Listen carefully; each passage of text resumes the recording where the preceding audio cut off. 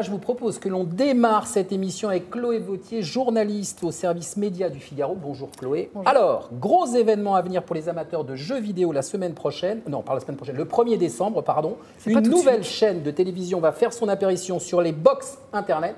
Elle s'appelle ES1. Non, IS1. On prononce en français ES1. Cette chaîne s'intéresse exclusivement aux loisirs prisés par les jeunes, c'est-à-dire l'e-sport, la compétition de jeux vidéo. Mais c'est une première, ça, cette chaîne ? Alors, ce n'est pas la première fois qu'on va voir de l'e-sport à la télévision en France. C'est la chaîne L'équipe qui avait ouvert le bal il y a 2 ans maintenant à peu près, en lançant une émission hebdomadaire autour d'une compétition de jeux de football. Mais jeux vidéo et pas football sport. Ça a suivi ensuite par d'autres émissions qui existent toujours, chez Canal+, chez beIN Sport, chez SFR Sport, également sur AB. Mais là, on passe au stade supérieur parce que là, c'est une chaîne entière, 24/24, sur ce loisir. Et est-ce que cette chaîne est la dernière chaîne ? Comment ça va fonctionner exactement ? Alors, derrière cette chaîne, alors d'abord, on va pouvoir la trouver sur Orange. Elle va se lancer d'abord sur Orange, mais ensuite chez Bouygues Télécom à partir de janvier. Et pour les autres opérateurs, les discussions sont en cours. Donc, et qui est derrière justement ce lancement de chaîne alors ? Alors, qui est derrière ? C'est le groupe Webedia, donc un groupe média en ligne que vous connaissez certainement parce qu'il possède Allociné, le fameux Allociné. Ils détiennent également jeuxvideo.com. Et Webedia, ce qu'on sait peut-être un petit peu moins, c'est qu'ils sont extrêmement présents dans l'écosystème du e-sport en France. Alors, sur plusieurs niveaux. Déjà, ils ont un site spécialisé qui suit toute l'actualité du secteur. Mais ils détiennent également un organisateur de tournois qui s'appelle Oxent et qui fait par exemple tous les ans lors de la Paris Games Week tout un week-end de tournois d'e-sport. D'accord. Ils gèrent également l'image et les contrats de plusieurs joueurs français. Ils accompagnent le PSG dans l'e-sport, parce que le PSG s'est aussi lancé dans ce domaine l'an passé en créant une équipe. Et ils ont aussi acquis une société de production spécialisée dans le jeu vidéo et l'e-sport, et c'est cette société qui est derrière ES1. Alors quand on secoue le shaker, on y trouve quoi sur cette chaîne ?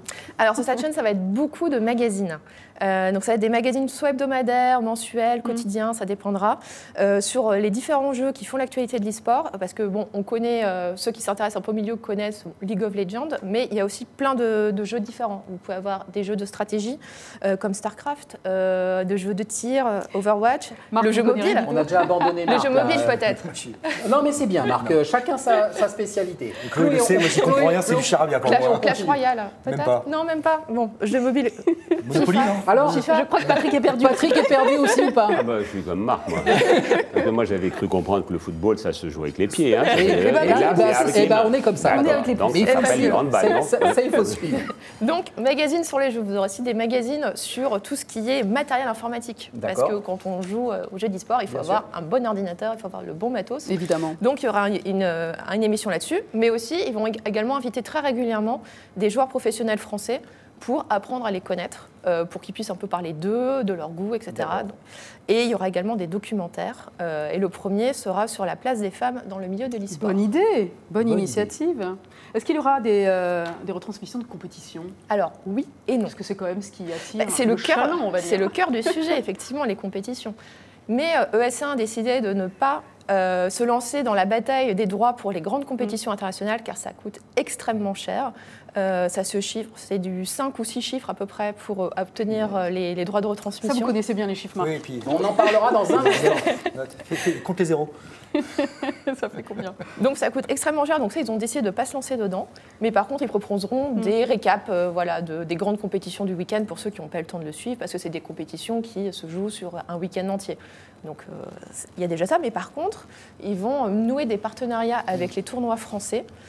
Comme par exemple à Tours, tous les ans, il y a un événement qui s'appelle la DreamHack. Donc ça, ils vont suivre. Il y aura peut-être aussi un autre événement à Rennes qui s'appelle le Stunfest, qui pareil, c'est sur tout un week-end, beaucoup de compétitions de jeux. Vous irez y jeter un œil, Patrick, peut-être ? Peut-être un petit œil comme ça, juste pour voir. Petit œil. Parce que ES1 veut avant tout être une chaîne française tournée vers l'écosystème français et mettre en avant les acteurs français de l'e-sport. Alors on l'a bien compris, c'est le groupe Webedia qui est derrière, mais est-ce qu'il y a la place pour ce type de chaîne ? Est-ce que ce pari peut se transformer ? Alors c'est clairement un pari, parce que le public de l'e-sport, c'est un public qui a l'habitude de tout regarder sur Internet, sur des plateformes spécialisées comme Twitch, donc qui est un peu le YouTube de l'e-sport. Ces fans-là ont l'habitude de passer leur soirée ou leur week-end à regarder ces compétitions en faisant autre chose à côté. Et surtout, c'est des plateformes qui permettent de discuter en même temps avec des chats avec les personnes qui regardent. Donc il y a un côté extrêmement interactif. Alors, est-ce que ces personnes-là vont avoir envie d'allumer leur télévision, sachant que c'est un public plutôt jeune qui n'allume plus leur télé depuis fort longtemps. Donc ça, c'est tout le pari. Mais en même temps, ES1 veut aussi attirer un public qui connaît un peu l'e-sport, qui a entendu parler, qui se dit qu'est-ce qui se passe. Regardez quand même. Donc en essayant d'être assez accessible. Donc ça va vraiment être le pari. Alors, est-ce que ça va marcher?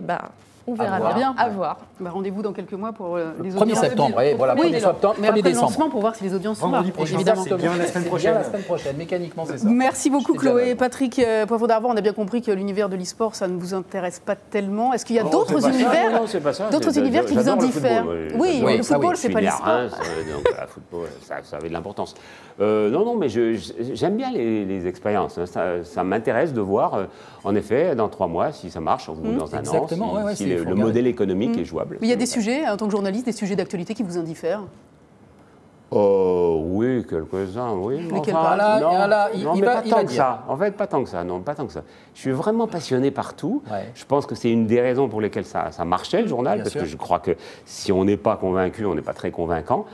Et je m'intéresse à bien des sujets. Puis le simple fait qu'il y ait des gens qui s'y intéressent, je trouve, mérite qu'on s'y intéresse. Et Chloé l'explique très bien parce que oui, ça je reconnais. Là, exactement. Elle nous a fait un cours pour les nuls là, très très difficile. Voilà, moi j'avais demandé ça pour moi parce que franchement là je suis très très nul. Pas comme Marc Landé mais très nul.